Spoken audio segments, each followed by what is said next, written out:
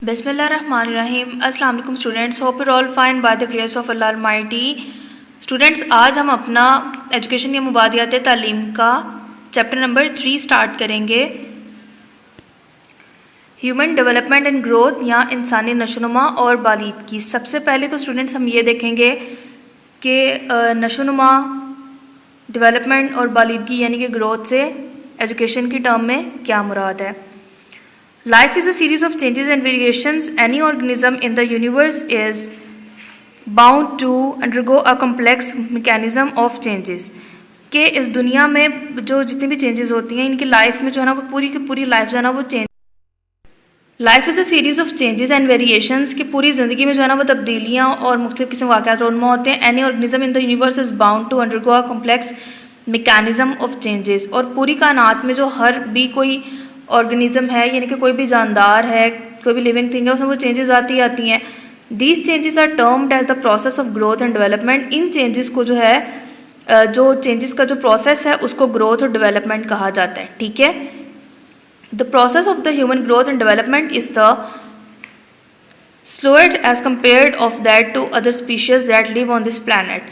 इंसानों में ग्रोथ और डेवलपमेंट का जो प्रोसेस है वो अदर स्पीशीज की निस्बत बहुत आहिस्ता होता है। The human beings spend many long years in a state of physical immaturity depending on the care and protection for it. और इसमें क्या होता है कि केयर और प्रोटेक्शन के इनके लेवल को लेकर फिजिकल इमेच्योरिटी आते आते भी इंसान को बहुत साल लग जाते हैं। Definition of growth according to Chauhan 1987 is an indicative on increase in bodily dimensions, height and weight and it is generally confined to quantitative changes. कि चौहान के मुताबिक जो है ना 1987 में जो उन्होंने अपनी डेफिनेशन दी वो ये थी कि इंसान की जिसामत में हमत जहद जो तब्दीलियाँ होती हैं, जिसमें उनकी जिसामत का बढ़ना, उनके वज़न का बढ़ना, और उसमें मुख्तलिफ जो है ना वो मिकदार के हिसाब से क्वांटिटी इनकी चेंजेस हैं वो ग्रोथ है। इनके फिजिकली जो ग्रोथ है उसको हम फिजिकली जो मल्टी डायमेंशनल इंक्रीजिंग है उसको हम ग्रोथ का नाम देते हैं। डेफिनेशन ऑफ डेवलपमेंट क्या है? वुल्फॉक explains the process of development as certain changes that occur in human beings or animals between conception and death. These appear in order to waste and remain for a reasonably long period of time. वो कहते हैं कि इंसानों या जानवरों में भी अपने इनके इर्तिका से लेकर मौत तक का जो वक्त है उसमें जो चेंजेस होती रहती हैं उसको नाम देते हैं These appear in orderly ways। ये अपने मखसूस एक तरीक़ेकार से बढ़ती हैं and remains for a reasonably long period of time, और एक लंबे वक्त तक जो है वो उसमें मौजूद रहती हैं। यानी कि हमेशा होता है कि इंसानी जिस्म में होने वाली वो तमाम चेंजेस जो वक्त के साथ साथ आती हैं और फिर वो लंबे अरसे के लिए रहती हैं, क्योंकि इंसान में जो है वो ग्रोइंग पीरियड जो है वो स्लो होता है और with the passage of long time, ठीक है, तो वो ग्रोथ में आता है। The difference between growth and development. अब यहाँ हम पढ़ेंगे स्टूडेंट्स कि ग्रोथ और डेवलपमेंट में डिफरेंस क्या है। From the above cited definitions, पहले बताई गई तारीफों के मुताबिक हम कह सकते हैं कि growth and development both represent the process. ये तमाम उस अमल को जो है ना वो पेश करती हैं that result in changes in our organism right from beginning of its life to very night of the journey of life. कि एक जानदार जो इस कायनात में मौजूद है उसकी ज़िंदगी के आगाज़ से लेकर उसकी ज़िंदगी के सफ़र के इख्तिताम तक तमाम होने वाली तब्दीलियाँ जो हैं वो नशोनुमा और बालिदगी कहलाती है। However the term development is more comprehensive as it is related to the overall changes structure as well as functional. वो कहते हैं कि ताहम जो डेवलपमेंट की जो टर्म है ना, ये तमाम की तमाम चेंजेस चाहे वो स्ट्रक्चर से रिलेटेड हैं या वो उनके फंक्शन से रिलेटेड है, उनके काम से रिलेटेड है, वो सब की सब इसमें आती हैं। The difference between growth and development can best outline in the following वे। अब ग्रोथ और डेवलपमेंट का जो फ़र्क है, ठीक है, वो इस तरह से वाज़ेह देखा जा सकता है। ग्रोथ लिमिटेड टर्म, एक मखसूस हद तक क्वांटिटिव चेंजेस उसमें, यानी कि मिकदार की वजह, जैसे कि उसमें वज़न बढ़ सकता है या हाइट वगैरह बढ़ सकती है, ठीक है, तो वो ग्रोथ में आती है। Only related to changes in physical dimensions including height और वेट। वही बात जो मैंने आपको ऊपर समझाई कि ग्रोथ से रिलेटेड की एक लिमिटेड टर्म है। अब उस लिमिटेड टर्म में क्या होगा के फिजिकल डायमेंशंस, फिजिकल चेंजेस आएंगी, बच्चे की हाइट में चेंज आती है, बच्चे का वेट गेन होता है, ठीक है।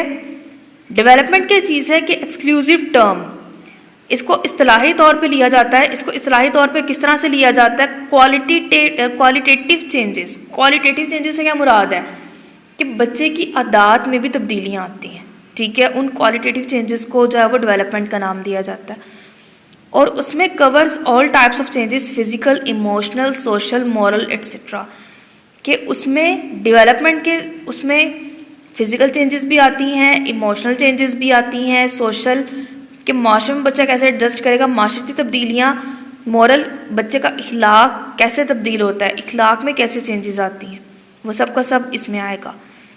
The changes in various dimensions of personality are mainly of two types, quantities and qualitative, कि क्वांटिटी और क्वालिटी के अकॉर्डिंग बच्चे की शख्सियत में दो तरह के चेंजेस होते हैं।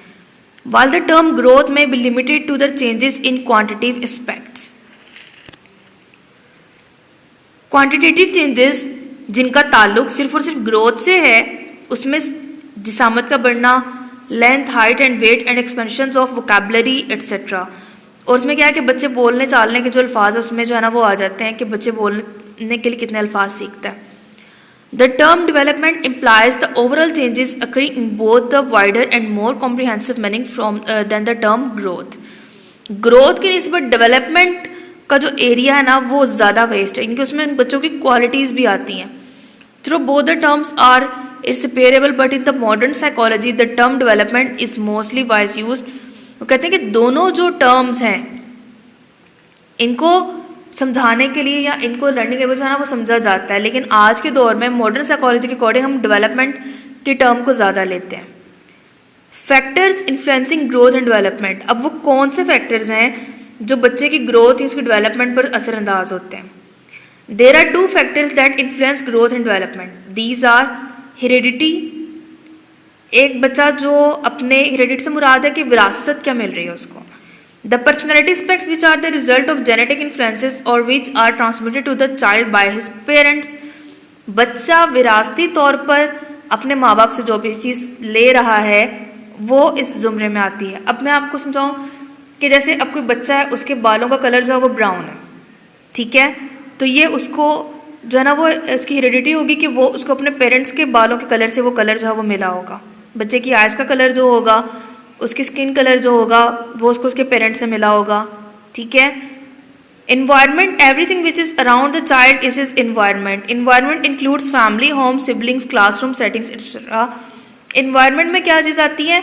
बच्चा अपने माहौल से जो कुछ सीखता है। अब माहौल क्या चीज़ आती है? माहौल में वो तमाम चीज़ें जैसे घर, उसका ख़ानदान, उसके बहन भाई, और फिर क्लासरूम, इनके कमरा जमात, क्योंकि बच्चे का ज़्यादा अट्रैक्शन इन्हीं चीज़ों के साथ होता है, ख़ानदान के साथ, घर के साथ, बहन भाइयों के साथ और क्लासरूम में, ठीक है। तो ये वो दो चीज़ें हैं जो बच्चे की ग्रोथ और डेवलपमेंट पे असर करती हैं। एस्पेक्ट्स ऑफ डेवलपमेंट, सेफ्लेटेड एंड ब्रॉडबैक के अकॉर्डिंग जो है वो डेवलपमेंट की 4 टाइप्स हैं। इन 4 टाइप्स में सबसे पहले आता है फिजिकल डेवलपमेंट, फिर है सोशल डेवलपमेंट, फिर इमोशनल डेवलपमेंट और फिर cognitive development. Physical development it relates to growth in quantitative dimensions as well as the development of the sensory motor skills of the child, के बच्चे की क्वांटिटिव डायमेंशन को जो है ना फिजिकल डेवलपमेंट में आती है कि बच्चे मोटर स्किल से क्या मुराद है कि जिस्मानी तौर पर हमारी उससे रिलेटेड होती हैं। फिर सोशल डेवलपमेंट है, it is concern with the individual's interaction with the society in which he lives. फिर उस सोसाइटी की डेवलपमेंट अकॉर्डिंग है कि वो जिस सोसाइटी में रहता है उसका इनफरादी तौर पर इंटरेक्शन कैसा रहेगा, यानी कि इनफरादी तौर पर वो लोगों के साथ डीलिंग कैसे करेगा सोसाइटी में। कोग्निटिव डेवलपमेंट जहनी नशोनुमा से मुराद है कि उसमें बच्चे के इंटेलेक्चुअल डेवलपमेंट में बात होती है। उसमें इमोशनल डेवलपमेंट ये है कि बच्चे का इमोशनल मेकअप, जज्बाती तौर पे बच्चे को हर सिचुएशन के लिए जो वो नशोनुमा होती है कि वो एज के साथ साथ किस तरह मेच्योरिटी से अपने इमोशंस को कंट्रोल करता है, ये सब इमोशनल डेवलपमेंट में आता है। उर्दू मीडियम स्टूडेंट्स की तरफ आते हैं। बच्चे में तब्दीलियाँ फितरी और कुदरती माहौल के साथ की वजह से पैदा होती हैं। फितरी और कुदरती तब्दीलियों में उम्र बढ़ने के साथ कद का बढ़ना, वजन का बढ़ना, हड्डियों और उज़लात में मजबूती पैदा होना, चेहरे के खदोखाल और आवाज़ में तब्दीली पैदा होना शामिल है। वक्त के साथ साथ बच्चे में पैदा होने वाली फितरी और कुदरती तब्दीलियाँ बालीदगी कहलाती हैं। यहाँ तक ये बालीदगी की डेफिनेशन है, ठीक है। और आपने इसमें डेफिनेशन, इसकी हेडिंग जो है वो बालिदगी लिख सकते हो। जिस्म इन तब्दीलियों के साथ साथ ज़हन और रवैयों में तब्दीली आती है, मसलन बोलचाल में शाइस्तगी, मालूमात में इजाफा और दिलचस्पी तब्दील होना। इन तब्दीलियों की नौयत यकसा नहीं होती। ऐसी तब्दीलियाँ जो बच्चे के किरदार या किसी पहलू में तब्दीली को जाहिर करे वो नशोनुमा, यानी कि नशोनुमा का जो दायरा कार है वो बोलचाल, मालूमात में इजाफा, दिलचस्पियों से भी मुतालिक होता है। ठीक है, अमूमी तौर पर बालिदगी को नशोनुमा में शामिल करते हुए नशोनुमा को वसी इस्तिलाह के तौर पर इस्तेमाल किया जाता है। नशोनुमा की सादा तारीफ़ क्या बनती है? ये नशोनुमा की तारीफ़ है कि बच्चे में फितरी और माहौल के ज़ेर असर पैदा होने वाली तब्दीलियों का मजमुआ नशोनुमा कहलाता है। बच्चे की नशोनुमा को 4 मुख्तलिफ अदवार में तकसीम किया जाता है। अब वो 4 अदवार कौन से हैं? शीरख्वारगी, बचपन, लड़कपन और बलोगत। ठीक है, हर दौर में पैदा होने वाली तब्दीलियों को 5 अहम पहलुओं से देखा जा सकता है, जिसमें जिस्मानी, मुआशरती, ज़हनी, जज्बाती और लिसानी पहलू शामिल हैं। ठीक है, इनके अखलाक बच्चे का कैसे होता है, बच्चे की दूसरों के साथ इंटरेक्शन कैसा होता है, वो लिसानी पहलू है। इनमें सबसे पहले आता है शीरख्वारगी, इन्फेंसी। ये उम्र का वो हिस्सा जिसमें बच्चे का इन्हिसार दूध पर होता है और ये पैदाइश से शुरू होता है, तकरीबन 2 साल तक जारी रहता है। उम्र के इस हिस्से में बच्चा बोलना और चलना सीखता है। वो इस दौर में तहफ़्फ़ुज़ और प्यार चाहता है, जो उसे इब्तदाई तौर पर माँ की गोद में मिलता है और फिर बहन भाई उसमें इजाफा करते हैं। शीरख्वारगी और जिस्मानी नशोनुमा, पैदाइश के वक्त बच्चे का कद औसतन 49 सेंटीमीटर के लगभग होता है। ठीक है, 49 मतलब 49, जो उम्र के पहले साल के दौरान बढ़ जाता है। इस दौरान एक सेहतमंद बच्चे का वजन 7 से 8 पाउंड तक होता है, जो पहले साल के ख़त्म होने तक 1/3 बढ़ जाता है। टांगों और जिस्म बढ़ने के साथ बलाई जिस्म का भारीपन कम होता है। दूसरे साल में जिस्मानी नशोनुमा की रफ्तार पहले साल की निस्बत कम रहती है। आम तौर पर लड़कों का कद और वजन लड़कियों की निस्बत ज़्यादा होता है। शीरख्वारगी और माशरती नशोनुमा, इस दौर में बच्चा अपने माँ बाप, बहन भाई, नौकर चाकर पहचानने लगता है। बच्चा उन कामों को पसंद करता है जिससे उसे राहत मिले। तमाम बुनियादी माशरती रवैये उम्र के इसी समय तश्कील पाते हैं, इसलिए बच्चे के किरदार की शक्ल देने के लिए नफ्सियाती उसूलों से काम लेना चाहिए। बच्चा फिर इस उम्र के हिस्से में दोस्ताना और गैर दोस्ताना रवैये में फ़र्क समझने लगता है। शीरख्वारगी और ज़हनी नशोनुमा, इस दौर में बच्चा गर्म, सर्द, नरम, सख्त, दूर, नज़दीक रंगों, आवाज़ों और वज़न में तमीज़ करने लगता है। देखी हुई चीज़ों और सुनी हुई आवाज़ों को अरसे तक याद रखता है। इस दौर में तवज्जो देने की सलाहियत बड़ी नुमायाँ होती है, लेकिन उम्र के इस हिस्से में ज़हनी इस्तेदाद का दुरुस्त अंदाज़ा लगाना बड़ा मुश्किल होता है। यानी कि यहाँ पे बच्चा सिर्फ अभी सीखता है कि उसने रवैया कैसा देखा है, या रंग कैसे हैं, या आवाज़ें कैसी हैं, रंगों को पहचानता है, आवाज़ों को सुनता है और वज़न में तमीज़ करता है। ठीक है, और उन आवाज़ों का जो इफेक्ट है वो उस पर कैसा रहता है। शीरख्वारगी, जज्बाती नशोनुमा, इस दौर में बच्चा भूख की कैफियत को रोकर जाहिर करता है। कभी कभी जज्बाती कैफियत से मगलूब होकर वो हाथ पाँव मारने लगता है। बच्चे अपने जज्बात का इजहार रोकर भी करते हैं और कभी कभी रूठ भी जाते हैं। इस तरह इस दौर में जज्बाती कैफियत ज़्यादा देर बरकरार नहीं रहती।